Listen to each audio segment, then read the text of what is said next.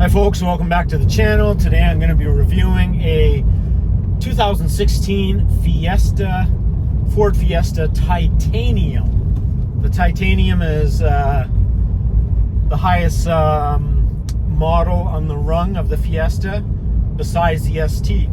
I would have liked to get my hands on an ST, but they don't sell them here in this country, so I scooped up a Titanium at the market value of 55,000 Brazilian dollars. You heard me correct, 55,000. Okay, and that was a good deal.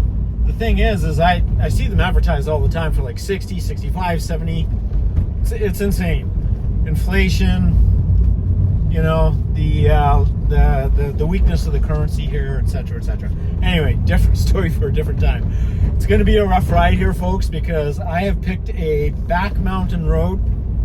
It's called Alta Boa Vista. It kind of cuts across Rio de Janeiro, sort of all those mountains you see in all those beautiful pictures of Rio. Yeah, I am driving through one of those mountains. There's mountains all around here, and there's gonna be a lot of twisties and turnies. And I did that purposely because I think this car,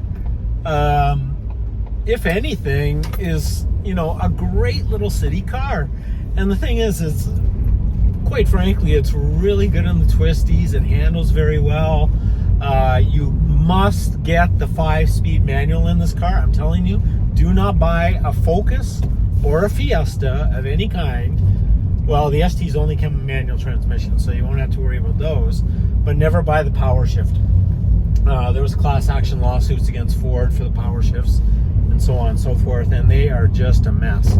I don't know why they were putting these kind of fancy DCT clutches and Ford Fiestas and Ford Focuses in the first place. Hey, look, I mean, you know, they're trying to be innovative. Ford, hey, give them the kudos, but they completely failed. So, you know, Ford's had a couple of misses, you know, the Firestone tire scandal and so on and so forth. Well, anyway, back to the car. I've owned this car for about a year. I keep it in Rio de Janeiro, so anytime that I go to Brazil, I use this car in the city. It's very practical, it's small, easy to park. It's got a beautiful sync system, excellent stereo system.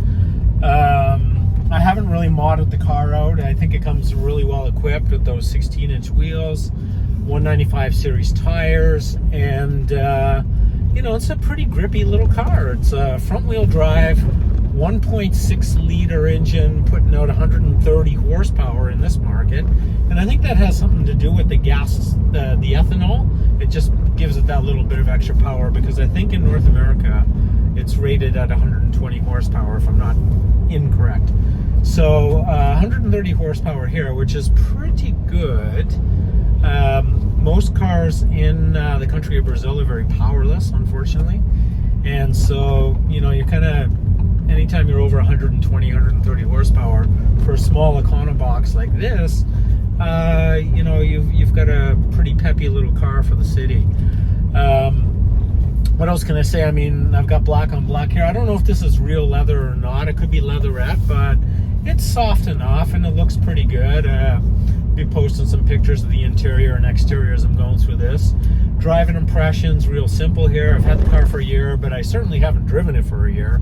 I've just come back to Rio recently, and I've been driving it for a couple of weeks. Don't really take it on the highways. That's what I use the Land Rover for. But so basically, it's a good city car. The drivability of the car is excellent. With the 5-speed manual, the gearbox is excellent.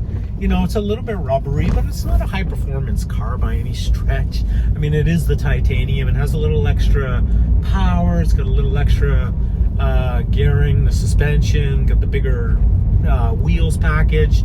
So it is, you know, a little bit of an up-level Fiesta, but at the same time, it's not going to win any sort of performance awards.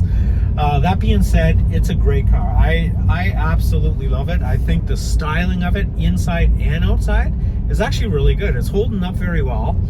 Ford did borrow the design for all their cars, the Fusion, the Focus, the Fiesta, and even the Ford Ka in this market, KA.